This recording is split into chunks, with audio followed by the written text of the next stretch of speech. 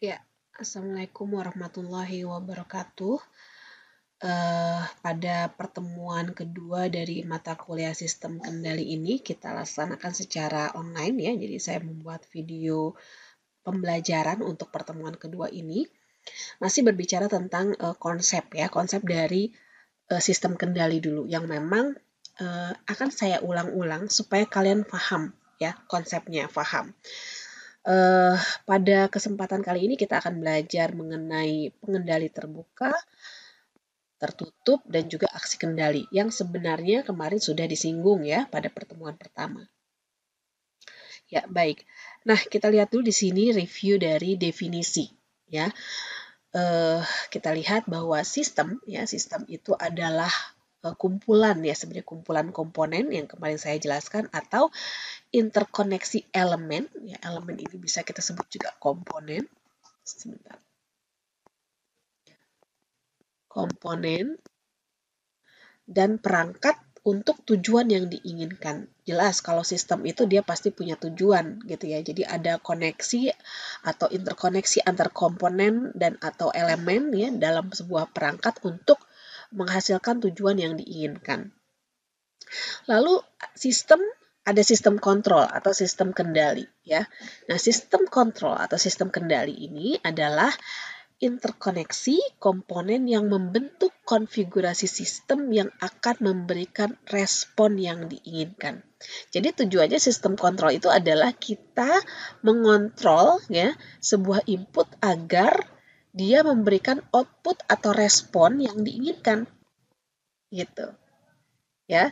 Jadi ada konfigurasi sistem lagi supaya respon yang dikeluarkan atau output tadi atau keluaran tadi sesuai dengan tujuan atau set point atau input yang kita inginkan atau desire input gitu ya, desire output maksud saya. Nah, selanjutnya juga ada proses di situ. Proses adalah perangkat, plan atau sistem di bawah kendali ya.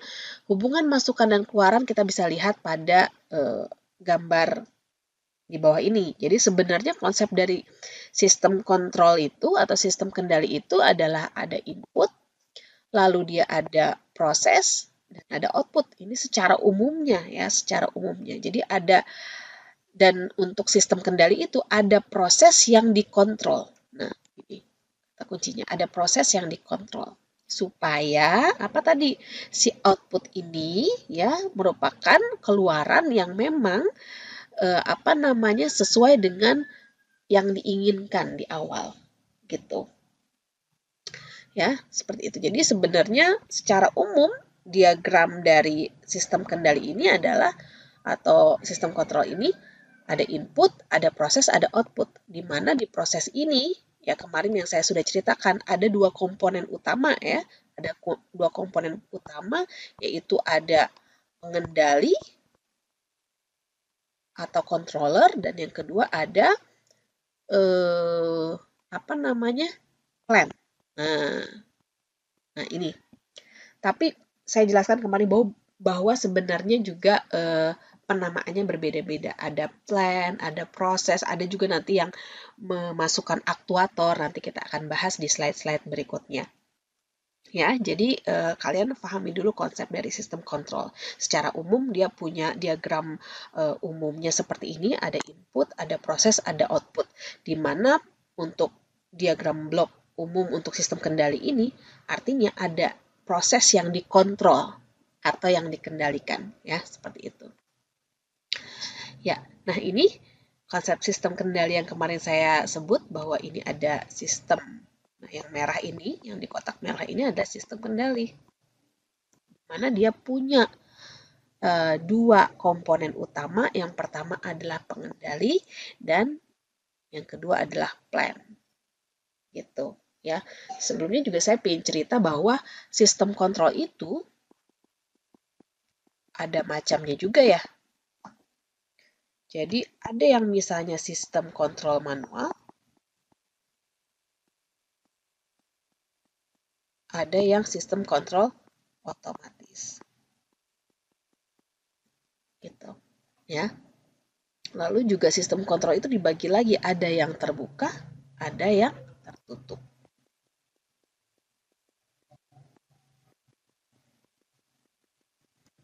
Nah, gitu ya. Nah, jadi ini adalah konsep sistem kendali ya, ada dua komponen. Yang pertama ini ada plant ya, atau perangkat yang menghasilkan keluaran, dan di sini ada pengendali atau controller, ini akan mengendalikan input ya, input yang akan dimasukkan ke dalam plant.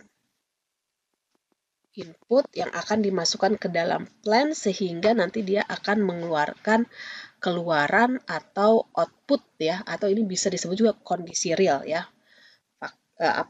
Fakta lapangannya ya. Seperti itu ya. Jadi ini konsep sistem kendali ya. Bahwa dia terdiri dari dua komponen utama, ada plant, ada pengendali atau controller, di mana plant itu adalah dia perangkat ya, perangkat untuk mengeluarkan output keluaran, dan pengendali itu adalah dia untuk mengendalikan input untuk dimasukkan ke dalam plant ya. Jadi contoh kemarin yang sudah saya bahas, misalnya plant itu misalnya bisa AC gitu ya, bisa lampu gitu ya, atau motor kipas gitu ya. Kalau misalnya kipas angin, motor kipasnya gitu ya.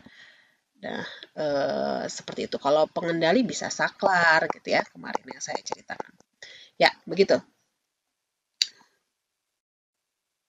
Ya, selanjutnya kita singgung sedikit tentang pengendali terbuka ya, atau sistem kendali terbuka.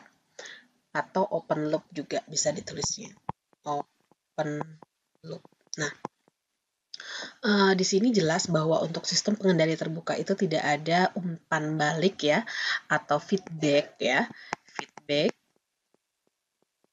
dari keluaran menuju input gitu ya. Jadi tidak ada umpan balik. Dan hasil keluaran ini ya, di sini hasil keluaran ini ya, dia tidak akan mempengaruhi aksi pengendalian kembali karena dia tidak ada umpan balik tadi. Nah, contohnya apa? Contohnya kipas angin. Nah, kipas angin. Jadi kalau saya gambar misalnya ya, ini anggap saja kipas angin ya. Gitu. Lalu dia ada begitu-begitulah ya. Nah, ada kipas angin, lalu di sini ada tombol 1, 2, 3 gitu ya.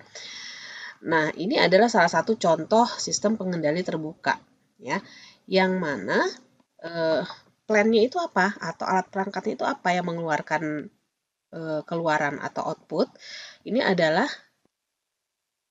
kipas ya, atau motor kipas. Motor kipas. Nah, sedangkan pengendalinya apa?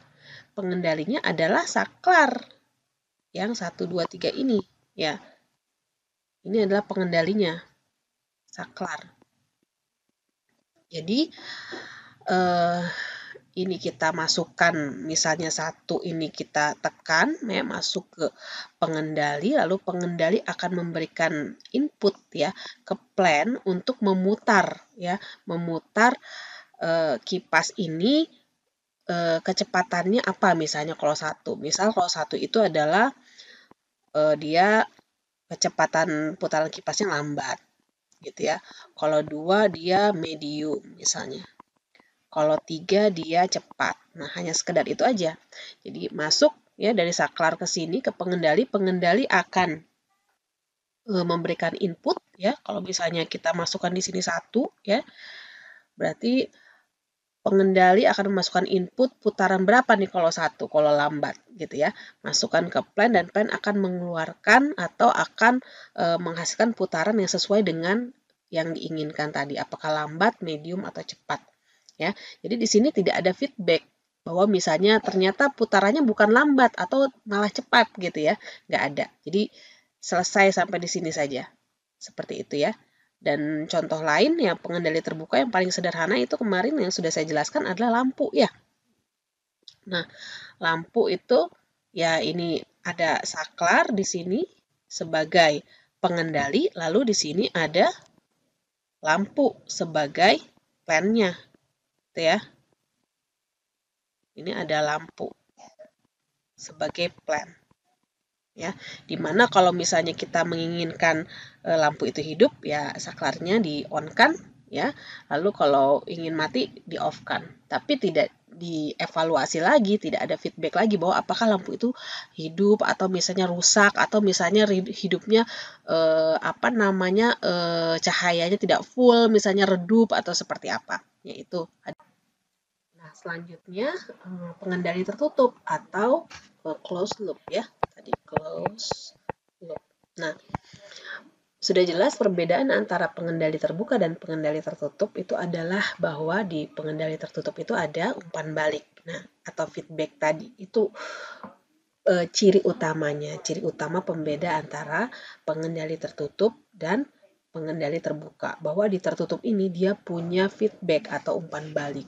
Di mana kalau kita punya set point di sini, ya, lalu kita lakukan pengendalian, proses pengendalian di controller, lalu pengendali memasukkan input ke plan untuk mengeluarkan output, ya, di mana si output ini akan diukur, ya, keluaran proses ini akan diukur di sensor, di mana nanti hasilnya akan dibandingkan dengan set point. Jadi si respon ini, ya, si output ini hasilnya akan dibandingkan dengan set point-nya, ya, yang mana tujuan akhirnya adalah bahwa si keluaran ini, ya, atau output ini atau hasil proses ini memiliki nilai yang sama dengan set point. Ya, harapannya gitu ya, set point sama dengan keluaran. Sehingga tidak ada error.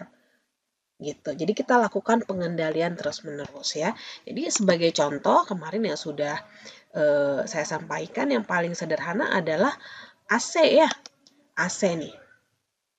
AC ini sebagai plan-nya ya, si AC. Ya. Ini AC sebentar. Nah, misalnya ini plan-nya itu adalah AC. Ya, di mana saya ingin suhu ruangan itu adalah 20 derajat Celcius.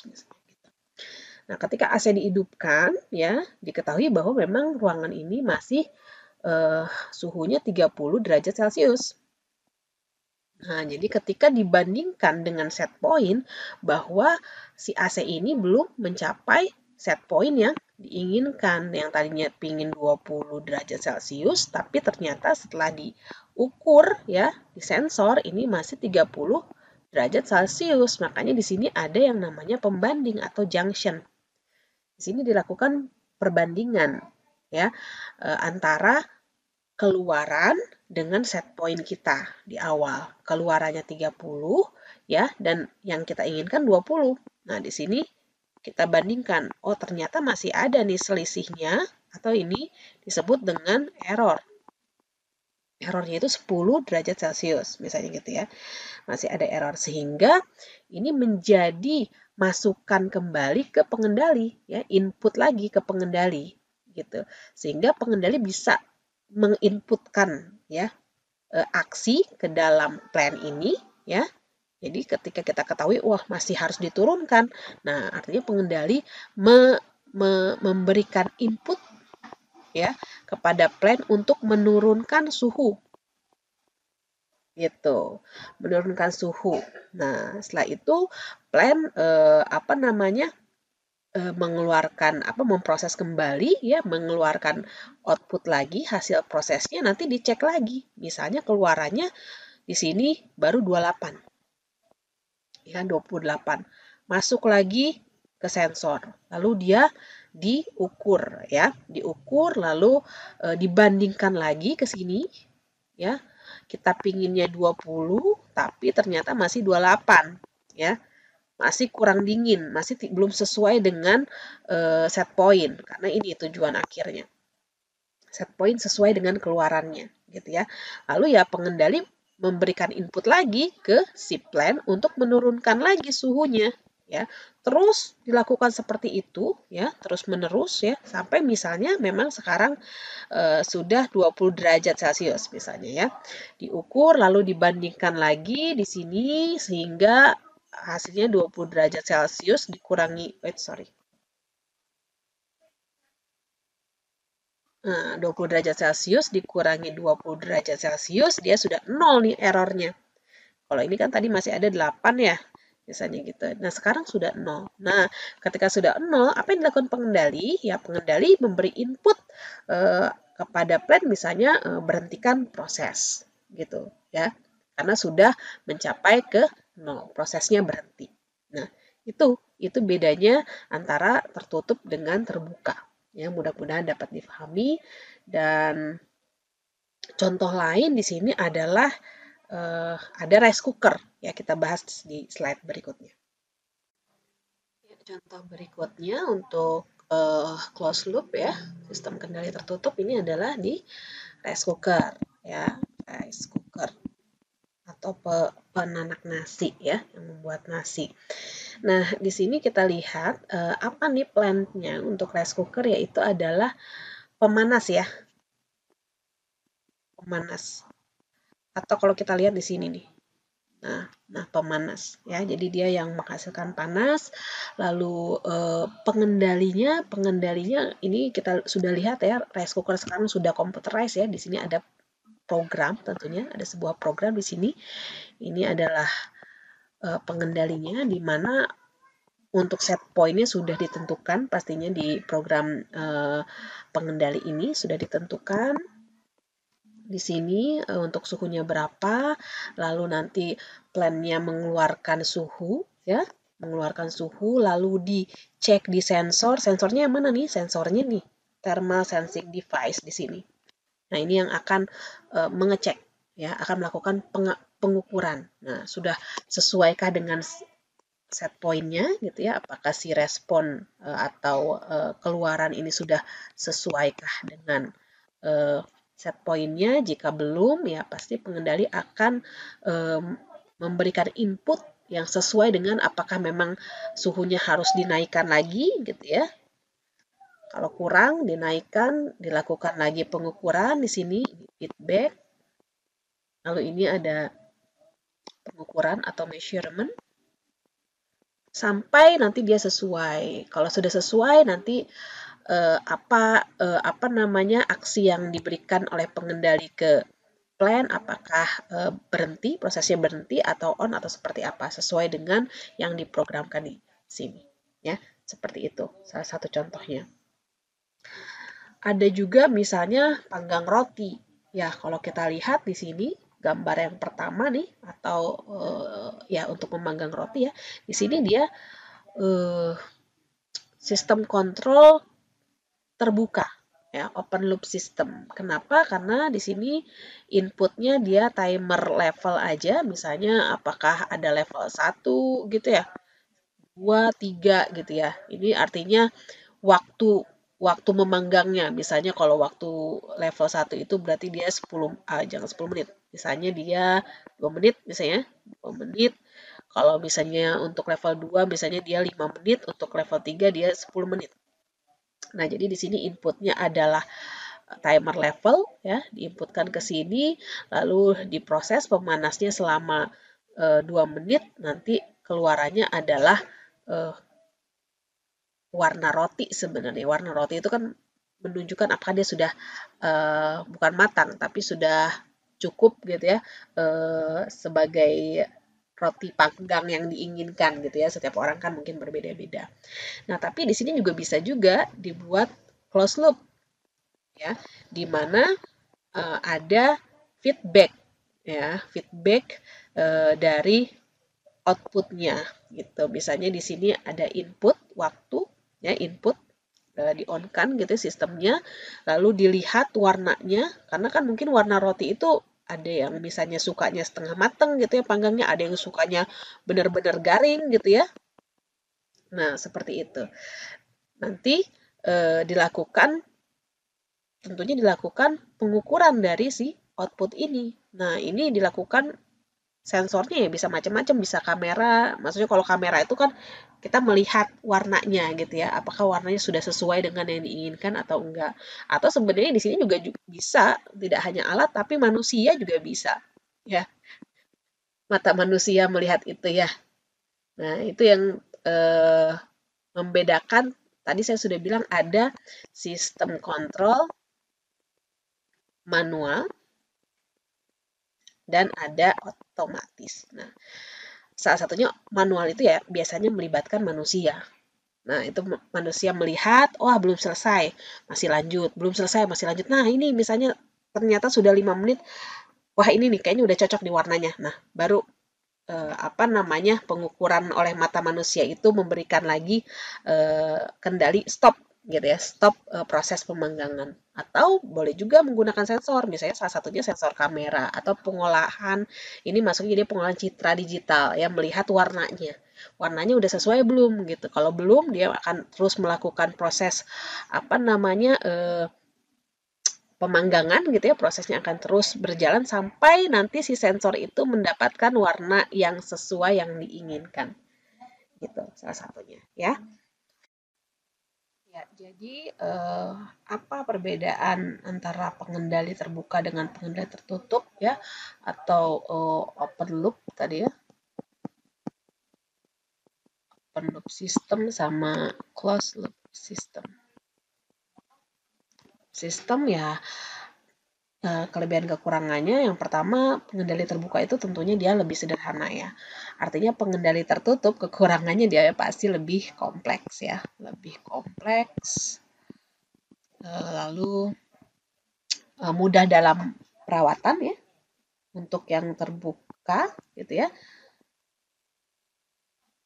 Ya, mudah dalam perawatan untuk yang terbuka ya, otomatis pengendali tertutup ya lebih tidak mudah ya, tidak mudah dalam perawatannya ya.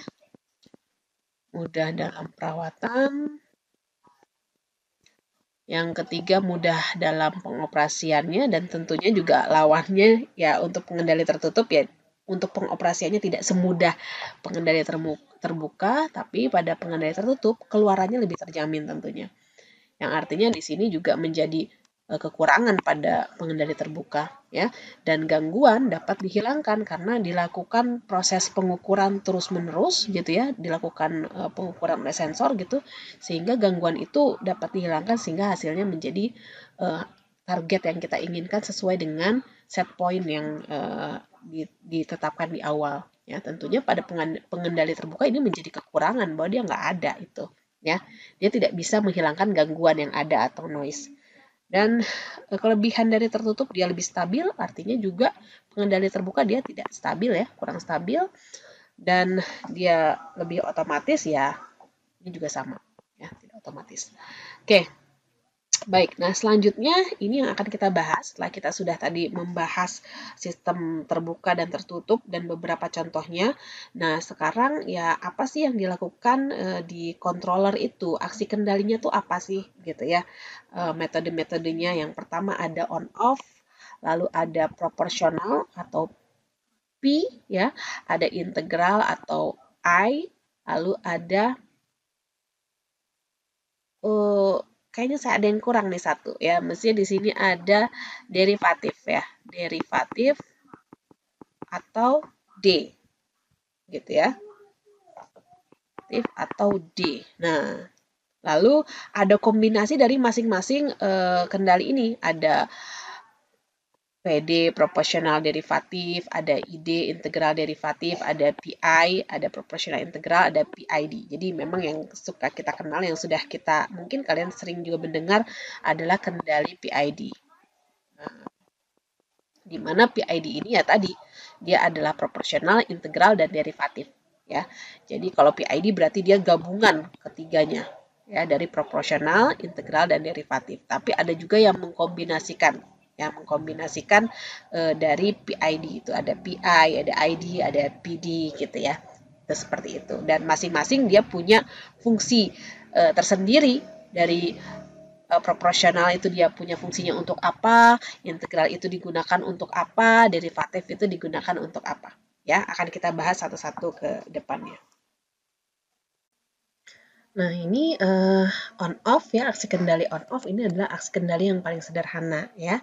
Nah, di sini jika outputnya misalnya sesuai target, maka dia off gitu ya. Tapi jika outputnya tidak sesuai target, dia on Ya, contoh paling sederhananya ya saklar. Jadi kayak apa namanya lampu ya, yang saya sebutkan tadi lampu.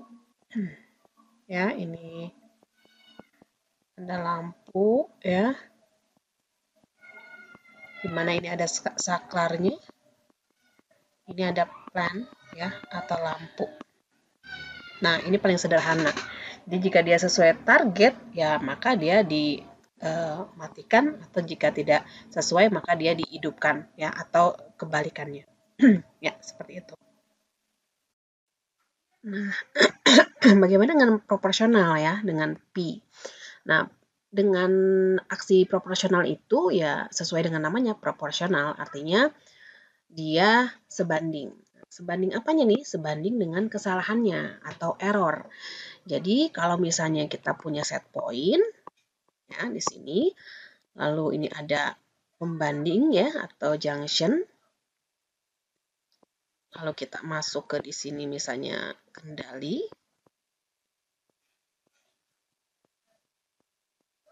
Ini plan. Ini sensor. Ya, ini ada error ya.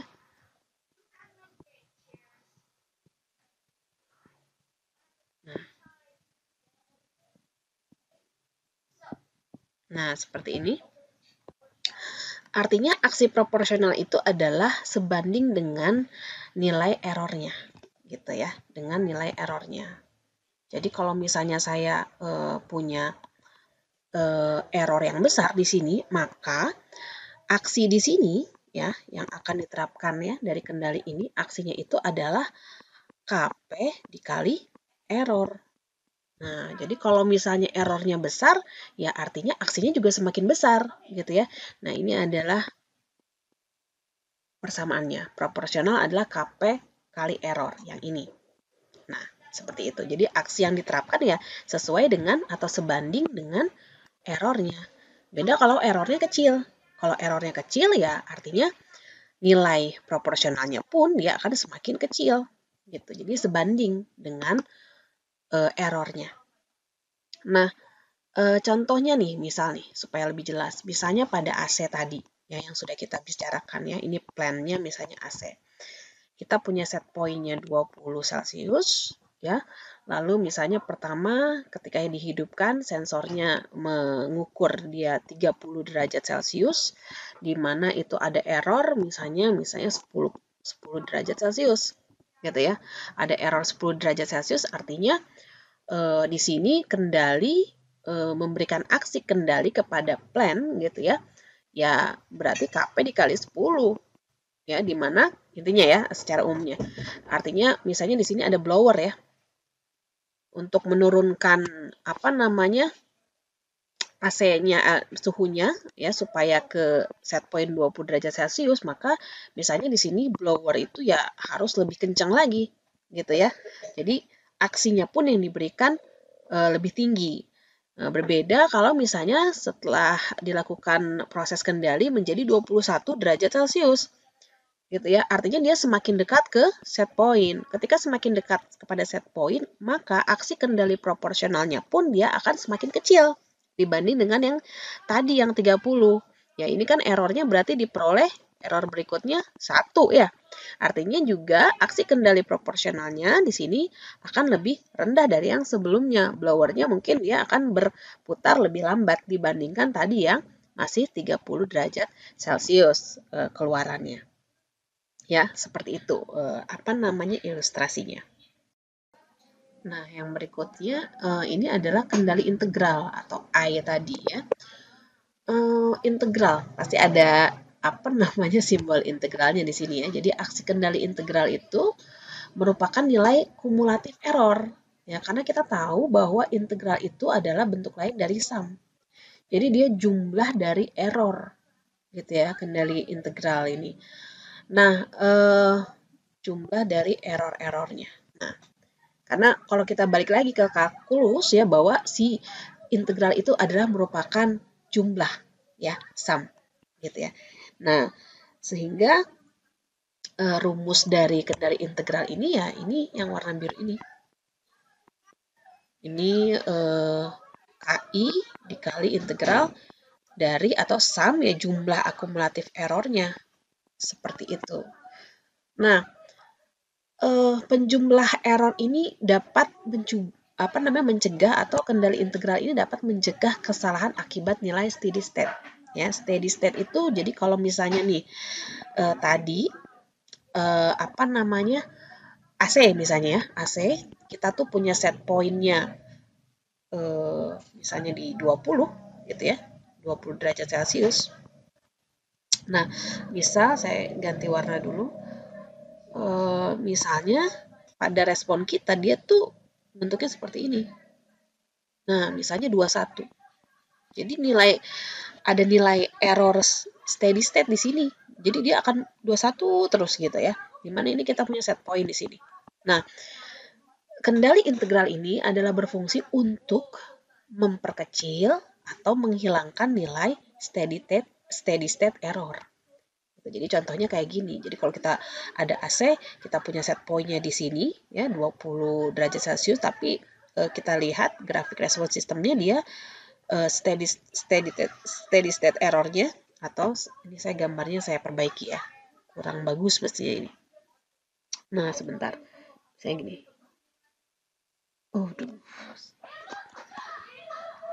Wait. Nah, seperti itu. Ini dia di 21 gitu.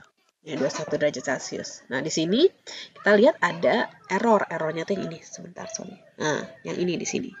Saya perbaiki.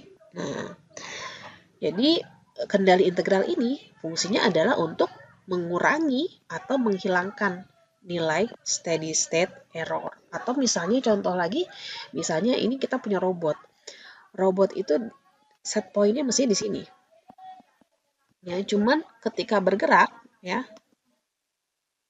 ketika dia bergerak, misalnya dia nggak pernah mencapai itu, dia hanya misalnya segini. Nah, selalu segini. Nah, di sini kan ada yang namanya steady state errornya. Nah, untuk mengurangi steady state error ini, kita gunakan aksi kendali integral. Ya, seperti itu. Dan yang terakhir ini ada aksi derivatif, aksi kendali derivatif atau turunan ya, atau turunan. Tentunya pasti ada simbol D ya, derivatif di sini turunan kalau kita lihat ya. Jadi derivatif itu adalah turunan. Jadi ada aksi kendali berdasarkan perubahan error ya. Nah, kendali derivatif ini dia bisa membedakan apakah errornya itu semakin kecil atau errornya semakin besar gitu ya, sehingga kendali derivatif ini dapat digunakan untuk meredam overshoot gitu ya. Nantilah kalau overshoot seperti tadi steady state itu sebenarnya nanti akan kita bahas di pertemuan-pertemuan berikutnya.